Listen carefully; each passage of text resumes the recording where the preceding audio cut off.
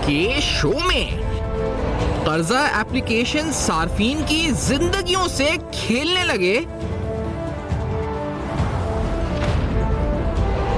75 गैर कानूनी कर्जा देने वाली एप्लीकेशंस का 1 लाख लोगों से 1 अरब रुपए का फ्रॉड।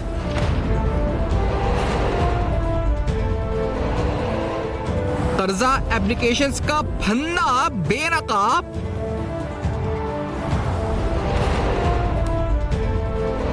एफआईए की कार्रवाइयां कर्जा एप्लीकेशन स्कैंडल में अहम पेशरफ्त।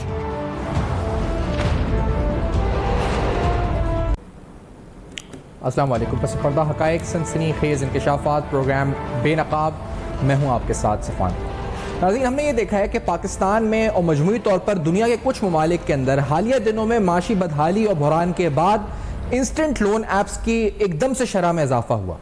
बाद सर्विस के मुताबिक कीनिया, जिसके बारे में मैं रिसर्च कर रहा था, तकरीबन 80% तक वहाँ पर जो फिनटेक कंपनीज जो मोबाइल के थ्रू ऑपरेट करती हैं, जो पर्सनल लोन्स देती हैं, इंस्टेंट लोन एप्लीकेशंस हैं, वो तकरीबन 80% तक अफराद को अपने यरगमाल बना चुकी हैं, अपने नरगे में ला चुकी हैं। ये कीनिया में एक सर्वे जो कि गवर्नमेंट की तरफ से हुआ था, उसके रिपोर्ट्स हैं। जिस तरह से आपकी माली इस्तात कम होती जाती है, आपके अखराजात बढ़ते जाते हैं, आपके लिए माहाना खर्चे पूरे करना मुमकिन नहीं रहता, आपको ज़रूरत पड़ती है कर्ज़ों की। और इस सूरत हाल में सबके हाथ में एक मोबाइल फ़ोन होता है। इस मोबाइल फ़ोन के ज़रिए आप कोई भी ऐप डाउनलोड करते हैं जिसका आप ऐड देखते हैं आया किसी सोशल प्लेटफॉर्म पे, सोशल मीडिया के ऊपर, और उसको डाउनलोड करने के बाद जिसमें आपको ये कहा जाता है कि आप फौरी तौर पर एक इंस्टेंट लोन हासिल कर सकते हैं। इस कर्जे के लिए आपको सिर्फ अपना शनाख्ती कार्ड और कुछ तफसीलात देनी पड़ती हैं जो बज़ाहिर आपको देनी पड़ती हैं, आपका टेलीफोन नंबर, शनाख्ती कार्ड नंबर।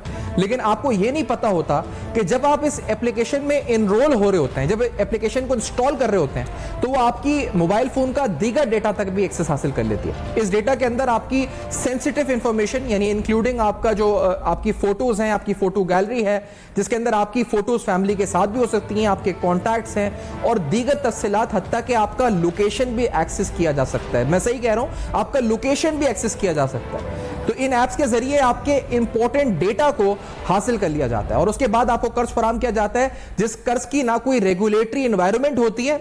इससे मुराद यह है कि उसको ना कोई स्टेट बैंक, ना SECP मॉनिटर कर रहा होता है, और आप इस नरगे में फंस चुके होते हैं। उसके बाद आप यरगमाल हो जाते हैं उनके हाथों, क्योंकि उसके बाद ब्लैकमेलिंग का पूरा आगाज हो जाता है। सिर्फ ये मिसाल इसलिए आज क्यों बताई जा रही है कि एक हालिया दिनों एक खुदकुशी हुई और हमने देखा एक लोन ऐप के बाद एक मुतासरा शख्स जिसका नाम मसूद बताया जाता है, जिसने कुछ कर्जा लिया, कुछ हज़ार, और उसके बाद वो कर्जा लौटा ना सका और वो कर्जे के हवाले से उसको मुसलसल थ्रेट किया जाने लगा।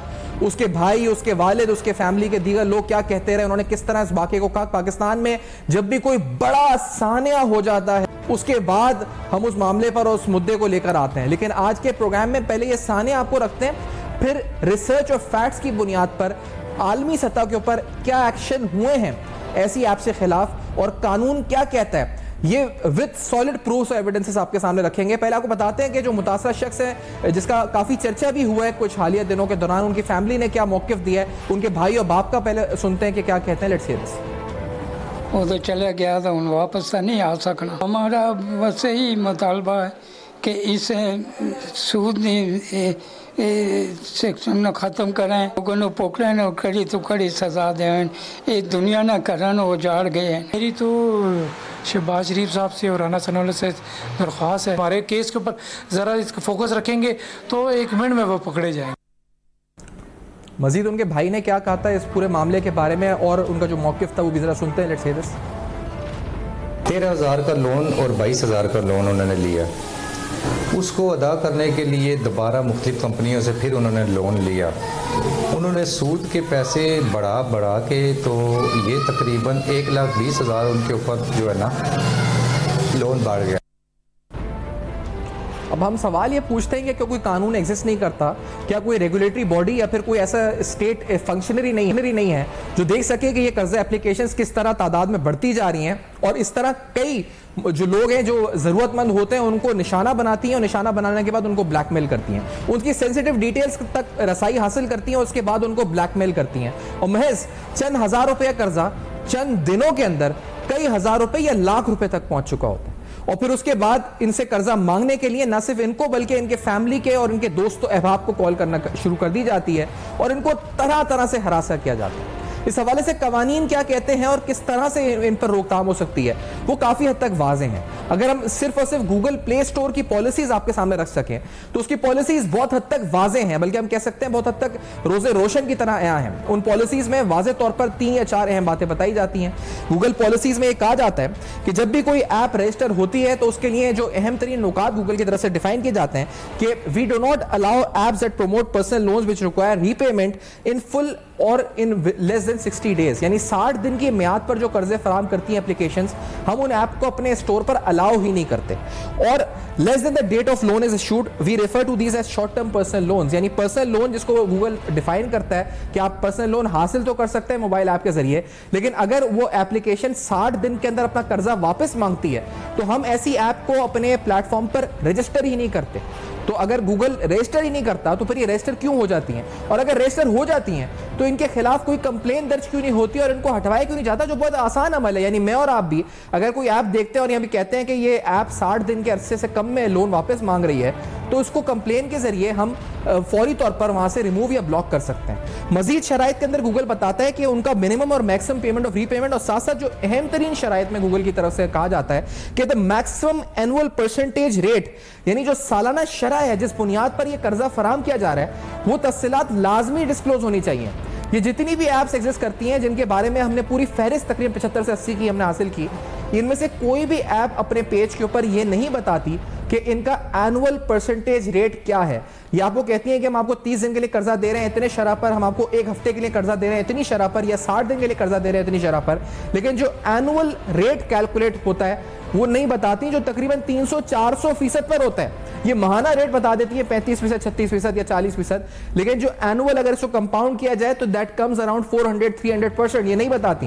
लेकिन गूगल की वाज़ेह शर्त है कि अगर कोई एप्लीकेशन अपना एनुअल परसेंटेज रेट नहीं बताती, इसके बावजूद वो रजिस्टर है तो उस प्लेटफॉर्म पे उसको ब्लॉक कर देना चाहिए। लेकिन यहां से जब तक कोई खुदकुशी नहीं करता, जब तक किसी की कोई जान नहीं जाती, हम देखते हैं कि ना कोई एक्शन होता है, ना स्टेट फंक्शनरीज उठते हैं और अपनी नींद से जाकर इन ऐप्स को ब्लॉक करने के लिए कोई इक़दाम करते हैं। मजीद गूगल वाज़े तौर पर ये कहता है कि जो आपकी जो भी ऐप मिसाल के तौर पर एनुअल जो परसेंटेज रेट है इस बारे में वो मिसाल देता है अमेरिका की कि जहां पर 36% से जायद we do not allow apps और personal loans applications with annual percentage rate is 36% और हायर, यानी अगर 36% से ज्यादा रेट के ऊपर ऐसी ऐप्स रजिस्टर्ड हैं तो अमेरिका के अंदर तो वो अलाउ ही नहीं करते। मजीद एडिशनल रिक्वायरमेंट्स उन्होंने America, Indonesia, Philippines, Pakistan, Nigeria और कीनिया के लिए बनाई गई हैं, लेकिन उसमें एक मजीद शर्त गूगल की तरफ से रखी जाती है कि और जो बहुत अहम है, इंतहाई अहमियत की आमिल है कि पर्सनल लोन ऐप्स और apps with the primary purpose of facilitating access to personal loans,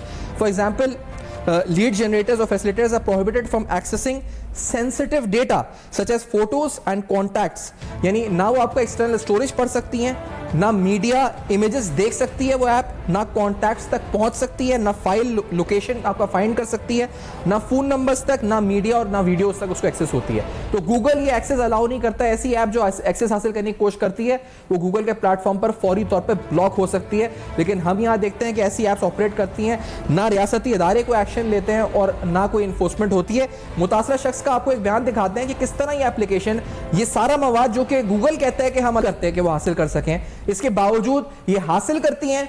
ना उनके खिलाफ कोई FIA, ना CCP, ना SECP, ना स्टेट बैंक एक्शन लेता है, और उसके बाद लोगों को किस तरह ब्लैकमेल किया जाता है, आपको एक मुतासरा शख्स का बयान दिखाते हैं। मगरिब के बाद जब आपको कॉल आना शुरू हो जाएंगी, आपसे कहेंगे कि भाई 7 दिन हो गए, अब आपने जो लोन लिया था वो आप जो है ना पे कर दें, तो फिर बंदा उसको बताएगा कि भाई 91 डेज़ का आपने बोला था और अभी तो 7वां दिन है और आप अभी से ही कॉलें कर रहे हैं, तो फिर उनकी ट्यून ही फ़ौरन चेंज हो जाती है, अरे भाई तू लोन दे रहा है या नहीं दे रहा। कुछ माह पहले मेरे साथ भी ऐसा मामला हुआ कि किसी ज़रूरत की वजह से मैंने भी ऑनलाइन कर्ज ले लिया और वो 90 दिन का लिखा हुआ था और साथ ही वो 7 दिन पे आ गया। 7 दिन बाद मुझे कॉल आती है कि जी आप अपना जो पैसे हमसे लिए हैं वापस दे दें। आज जितने मैंने सेलेक्ट किए मुझे उन्होंने उससे आधे भेजे और कहने लगे जितने सेलेक्ट किए उतनी भेजिए वापस आप। साथ ही कुछ देर बाद उन्होंने मुझे व्हाट्सएप पे मेरे तमाम कॉन्टैक्ट्स जो मेरी फ़ोन बुक्स के कॉन्टैक्ट्स होते हैं वो और मेरी फ़ोटो गैलरीज वो हैक कर ली और उससे तमाम मेरी पिक्चर्स वगैरह और चीज़ें निकाल ली। नाज़रीन आप देख सकते हैं कि अगर गूगल की वाज़े तौर पे पॉलिसीज़ हैं कि ना आप फोटो एक्सेस कर सकते हैं, ना मीडिया गैलरी एक्सेस कर सकते हैं, ना कॉन्टैक्ट्स एक्सेस कर सकते हैं। आप जो कर्जे जिस म्याद पर दे रहे हैं यानी जितना टेन्योर पर दे रहे हैं वो 60 दिन से कम नहीं होना चाहिए, और जितना भी म्याद, जैसे ये मिसाल के तौर पर 90 दिन का कर्जा ये बताते हैं, तो 90 दिन से पहले अगर आप कर्जा मांग रहे हैं तो ऐसी एप्लीकेशन को भी हम अपने प्लेटफॉर्म पर अलाउ नहीं करते। और दूसरी बात, जो एनुअल परसेंटेज रेट है यानी जिस शरह पर आप सालाना बुनियाद पर कर्ज हासिल कर रहे हैं वो सारी तफसीलात आया या डिस्क्लोज होनी चाहिए, लेकिन ऐसा कुछ भी ये एप्लीकेशंस नहीं करती हैं और इसके बावजूद ये इस प्लेटफॉर्म पर ऑपरेट कर रही होती हैं, और ना इनके खिलाफ कोई कंप्लेन होती है और ना इनको रिमूव किया जाता है, क्योंकि यहां से स्टेट फंक्शनरीज जो है वो आगाही नहीं करती हैं। और जब तक कोई मर ना जाए, कोई जान से ना चला जाए, किसी का जानी माली नुकसान ना हो जाए, जब तक हम देखते हैं कि हम सोते रहते हैं, हमारे इदारे भी सोते रहते हैं। आपको बताते चले एक इदारा और है जिसका नाम कंपटीशन कमीशन ऑफ पाकिस्तान है। उसका सेक्शन 10 वाज़े तौर पर ये कहता है ये सारी प्रैक्टिसेस डिसेप्टिव मार्केटिंग में आती हैं।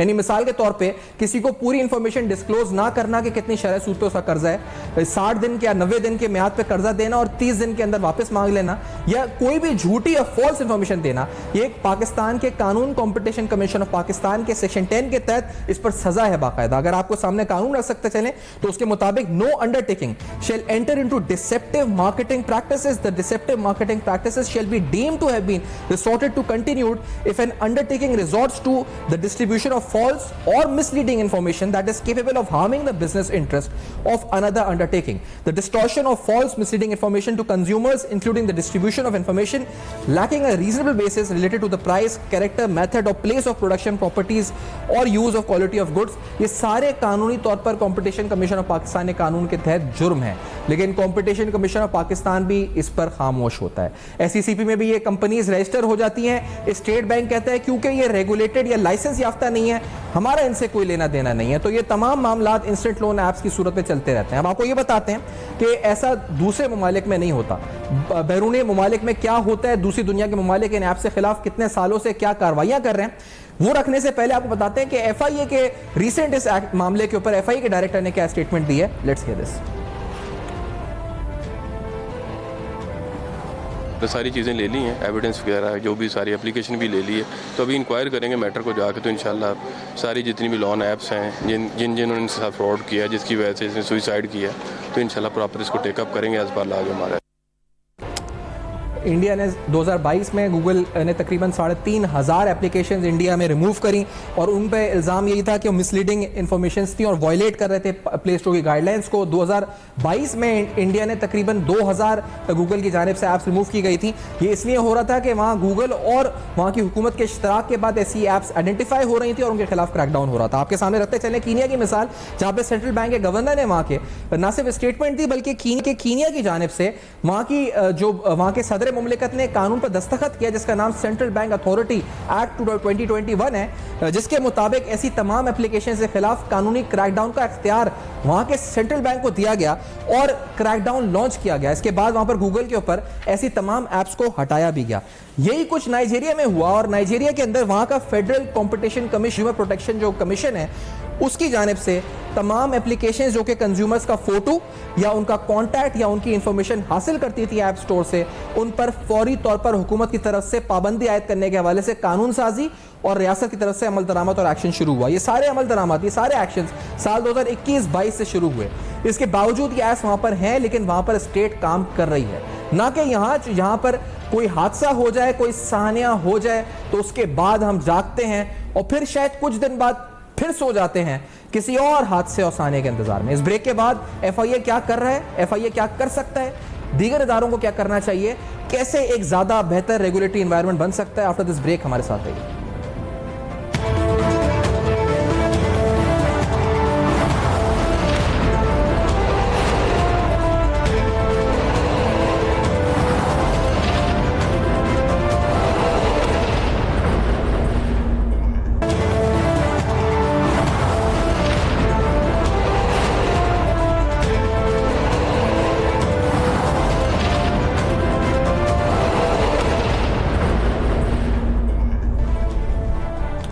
Welcome back. आप देख रहे हैं बेनकाब, और बेनकाब में आपको बताते चलें कि इससे पहले जो अनरजिस्टर्ड और गैर कानूनी तौर पे काम कर रहे हैं, रजिस्टर्ड भी हैं कुछ ऐप्स। SECP ये कहता है कि तकरीबन 11 एप्लीकेशन रजिस्टर्ड हैं और तकरीबन 52 लाख जो लोग हैं इससे मुस्तफ़ीद हो चुके हैं, जिसकी तादाद 112 अरब रुपये in terms of total amount बनती है जो लोन लोग ले चुके हैं। और इन ऐप्स पर मुख्तलिफ जो अक़सात पर अशिया भी फराम की जाती हैं, ये सब चीज़ें भी होती हैं। अमार जाफरी साहब साबिक DGFIA एडिशनल DGFIA प्रोग्राम में साथ मौजूद हैं। साइबर क्राइम के हवाले से एक मुस्तनद नाम है पाकिस्तान में और इन मामलात पर बड़ी गहरी नज़र रखते हैं। अमार जाफरी साहब बहुत शुक्रिया आपने प्रोग्राम में ज्वाइन किया। सर ये फरमाएं कि क्या इन पर कोई एक्शन हुआ है, हो रहा है कानून साजी की सूरत में या दीगर हवाले से आप मुतमईन हैं जिस तरह काम हो रहा है, और हम क्यों इतनी देर से उठे जब कोई हादसा या सानिया हो गया जब भी उठे हम? जी बहुत शुक्रिया आपका। पहली बात तो ये है कि बजाय रिएक्टिव होने के हमें सबको प्रोएक्टिव होने की ज़रूरत है। जिस आपने फरमाया बजाय इसके कोई ख़ुदकशी कर ले या कोई मसला हो, उससे पहले हमें इसको देखना चाहिए।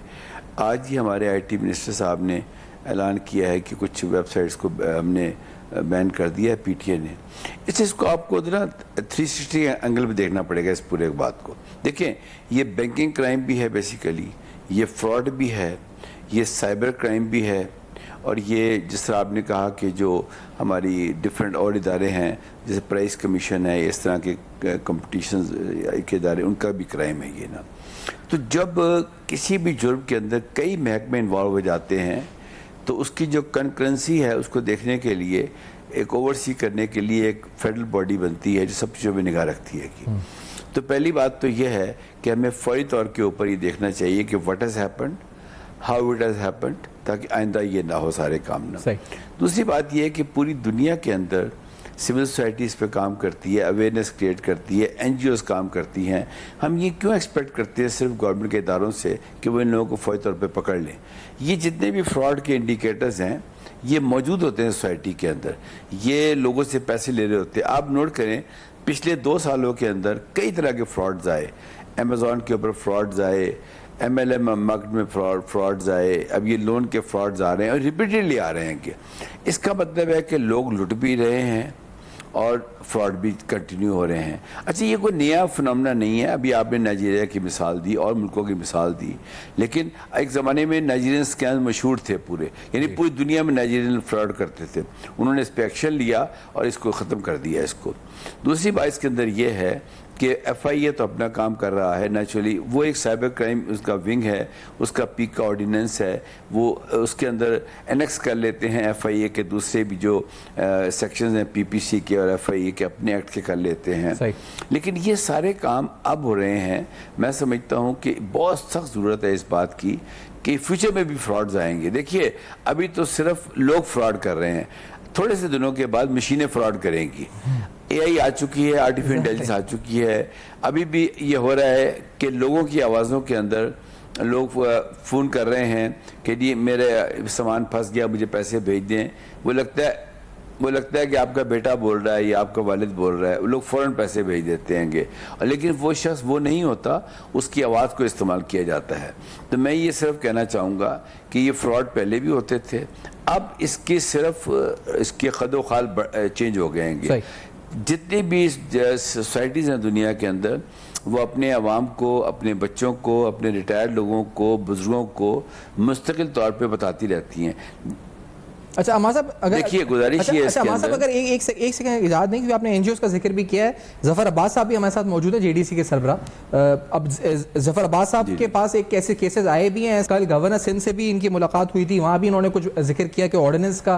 तो ज़फ़र अब्बास साहब, ये पहले बताएं कि माशरे में भी है ये मामला, लेकिन क्योंकि आप हैं लोगों की आवाज़ बनते भी हैं, पहुँचाते भी हैं आगे तक, कितने आपके पास ऐसे लोग आते हैं जो मुतासिरीन हैं? एक वीडियो तो मैंने भी देखी, और कितने ऐसे लोग आपके पास आते हैं इन मामलात को लेकर? हजारों लोग आ रहे हैं, और प्रॉब्लम ये है कि ये तो समझ में नहीं आ रहा है कि ये गेम क्या है, ये कोई बहुत बड़ा वायरस है, ये कोई बहुत बड़ा स्कैम है। राजू भाई, ये कौन सा फ्रॉड हो रहा है कौम के साथ, समझ में ये नहीं आ रहा है। कि देखें, सिलसिला ये कि कल एक साहब आए, वो एक बहुत बड़े डिबेटर है, वो काफी TV चैनलों में रमजान में डिबेट पे भी आते रहे, स्पीच भी करते रहे। अब वो आदमी जो पाकिस्तान में हर चैनल पे स्पीच कर रहा है जुल्म के खिलाफ, और अच्छा पढ़ा लिखा काबिल आदमी, उसने खाली एक एप्लीकेशन खोल के देखा कि ये क्या है लोन की एप्लीकेशन, तो खोल के देखने पर उसने फिर बंद कर दी वो एप्लीकेशन। अब वो एप्लीकेशन वालों ने सिर्फ खोलने के ऊपर उसको जो है उसके घर पे फोन कर रहे हैं, उसके रिश्तेदारों को फोन कर रहे हैं और कह रहे हैं तेरा डेटा कॉपी हो गया। अब जब उसने बोला कि भाई, जब डेटा बोलने कॉपी हो गया, उसके बाद उसने बोला मुझे यकीन नहीं आ रहा, तो उसको उसका सारा डेटा भेज दिया। उसके मोबाइल में उसकी फैमिली की तस्वीरें भेज रहे हैं और उसको बांग्लादेश के नंबरों से कॉल कर रहे हैं और बोल रहे हैं हम तुम्हारी फैमिली की तस्वीरें जो हैं वो पॉर्न साइट पे एडिट करके लगा देंगे डार्क वेब पे। और जो नहीं मान रहा उसको तस्वीरें एडिट करके भेज रहे हैं। अभी भी एक खातून मेरे ऑफिस आई हुई थी, दिन में 4,000 रुपए उन्होंने लोन लिया था और अब तक 4 लाख रुपए भर चुकी हैं। किस तरह से ब्लैकमेल कर रहे हैं लोगों को नहीं मालूम, क्या तरीकेकार है नहीं मालूम। सिर्फ चीजें सामने जो आ रही हैं, आपके फोन नंबर ले लेते हैं, आपके रिश्तेदारों को फोन करते हैं, आपके अगर घर बहू बेटी वाले हो तो आपके बेटी के घर वालों को फोन करेंगे और औरतों को गालियां लिख रहे हैं। सबसे बड़ी बात, अगर किसी औरत ने पैसा लिया है तो उसके रिश्तेदारों को फोन करके और उसकी तस्वीर के साथ गालियां लिख के बोल रहे हैं कि ये कमीनी औरत, ये बेगैरत औरत और पता नहीं क्या क्या लिख के। इतना जुल्म हो रहा है जिसकी कोई इंतहा नहीं है। एक जो खुदकुशी हुई है 22,000 रुपए के पीछे, ये खुदकुशी नहीं है। कोई शख्स अगर 1 लाख रुपए ले रहा है तो 8 महीने में उससे 12 लाख रुपए वापस मांगे जा रहे हैं। कर्जा देते हुए बोलते हैं कि 180 दिन बाद आपसे पहली किस्त लेंगे और कर्जा देने के 1 हफ्ते बाद बोलते हैं नहीं जी आपको समझने में गलती भी होगी, आप दें, वरना हर हफ्ते का जितना पैसा लिया उसका आधा सूद है। लोग किसके पास जाएं? हिंदुस्तान में जब इन तमाम एप्लीकेशनों पे पाबंदी लगा दी गई है तो पाकिस्तान में लोग किसके पास जाएं, उसका जगह तो बताएं। इधर ऑपरेशन चल रहा है लेकिन लोगों के घरों में फोन आ रहे हैं। वो औरत बोल रही मेरे शौहर ने खुदकुशी कर ली, कह रहे हम तुम्हें नहीं छोड़ेंगे। वो लोग बोल रहे हैं हम पूरी फैमिली खुदकुशी कर लेंगे। वो कह रहे हैं अभी मैंने रक्षा वाले की वीडियो बनाई, रक्षा बिक गया, बेगम का पार्लर बिक गया। कर्जा क्या लिया था? 1,18,000 रुपए। कितना भर चुके हो? 6 लाख। मजीद कितना देना पड़ेगा? 4 लाख।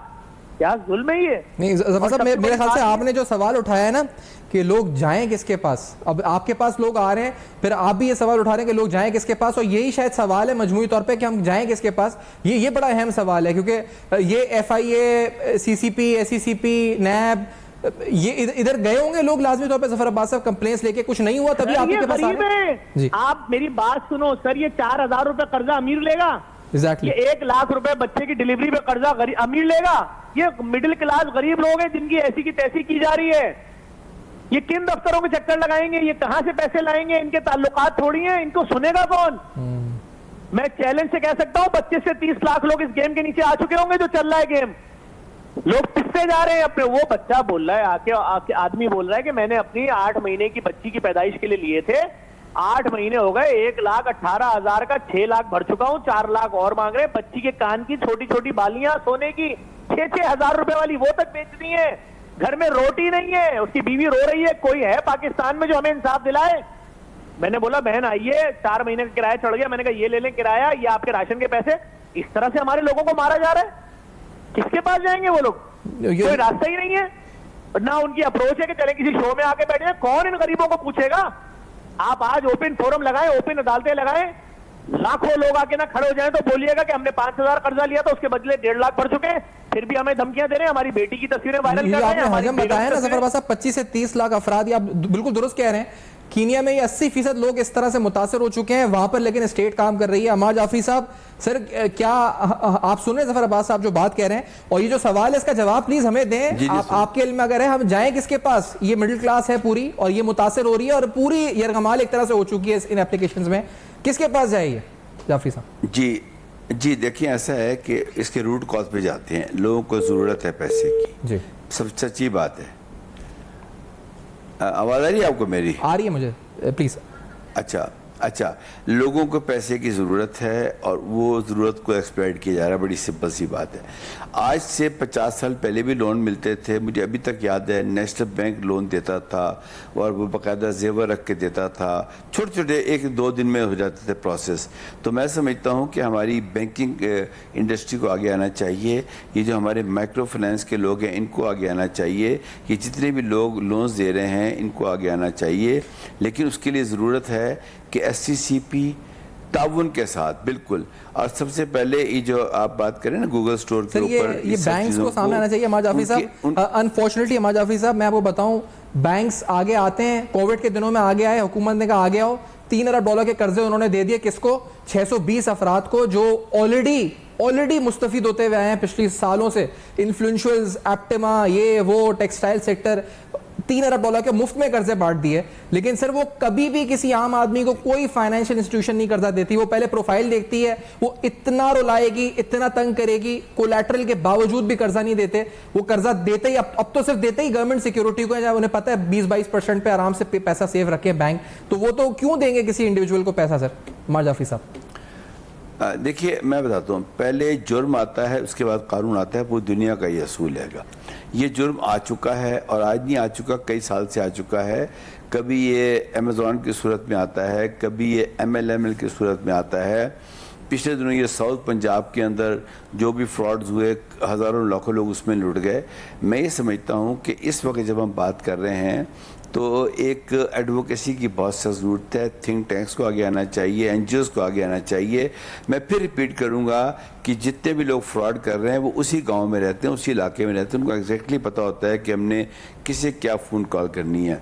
और इस वक्त जो ये ऑनलाइन फ्रॉड्स हैं ये इतने आ चुके हैं, मैं समझता हूँ इसके लिए कवानीन मौजूद हैं, लेकिन ये डिफरेंट इदारों की जिम्मेदारी बन चुकी है। हर जुर्म की जो फर्स्ट रिस्पॉन्डर है वो पुलिस होती है।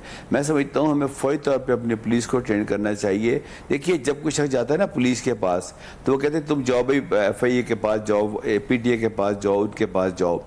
मैं फिर रिपीट करूँगा, अब वक्त आ गया है कि तमाम इदारों को मिलकर FIA, police, PTA, SCCP, banks की, स्टेट बैंक के जो भी रेगुलेटर्स हैं, सबको मिलकर बैठना चाहिए और इन मजलूम और गरीब लोगों को बचाना चाहिए। अदरवाइज़ मैं समझता हूँ कि ये जो इंटरनेट बेस्ड है, देखिए लोग इंटरनेट को क्यों इस्तेमाल करते हैं अपने काम के लिए।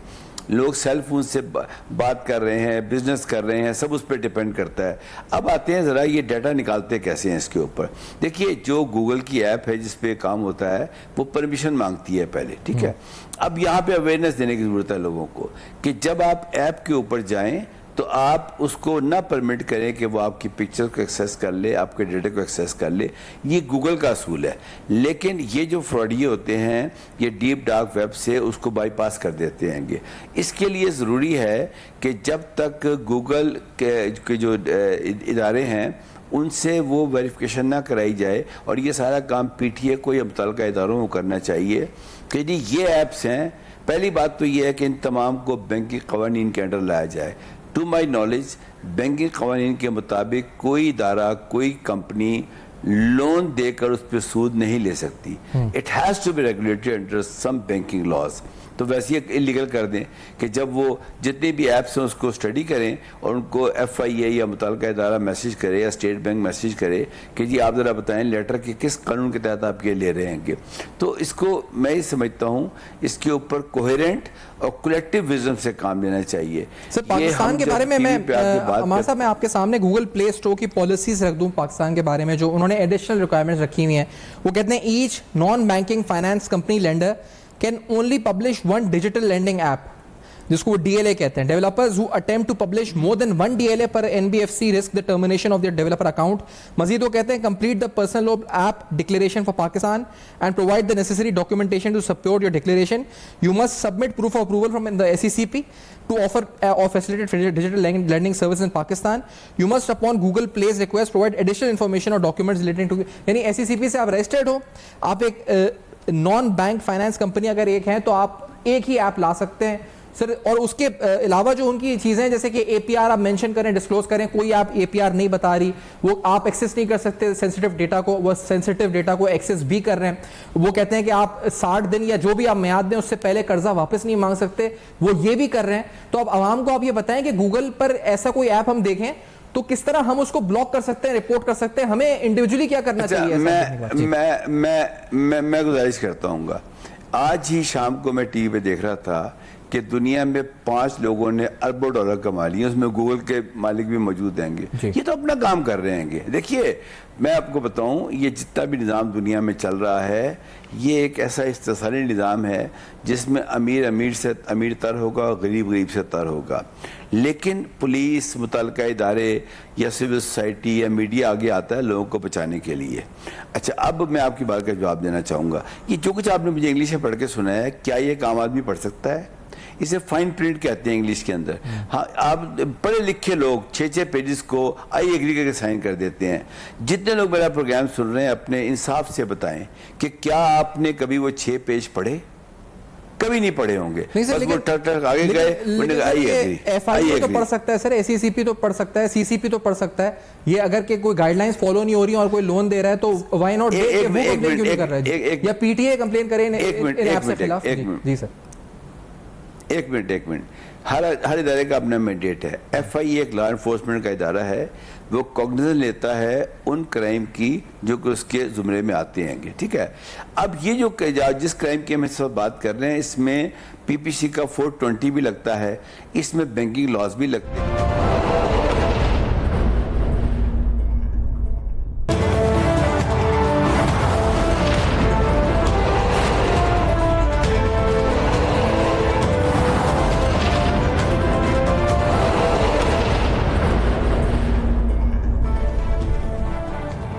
Welcome back. आप देख रहे हैं बेनकाब और आज अहम तरीन सवालात, शवाहिद, एविडेंसेस, कवानीन क्या कहते हैं, इंटरनेशनली ग्लोबली क्या एक्शंस हुए हैं और ऐसी इंस्टेंट लोन एप्लीकेशंस किस तरह पाकिस्तान में अनरजिस्टर्ड लोगों को न सिर्फ उनकी सेंसिटिव इन्फॉर्मेशन हासिल कर रही हैं बल्कि उन पर रसाई हासिल करने के बाद लोगों को हरासा भी कर रही हैं और कुछ हज़ार कर्ज के एवज लाखों रुपए इस वक्त उनसे बटोर चुकी हैं। ये सारे हक़ाइक़ आपके सामने रखे हैं। फीडबैक दीजिएगा फेसबुक, ईमेल और ट्विटर पर। देखते रहिएगा। अब तक बहुत ख्याल रखिएगा।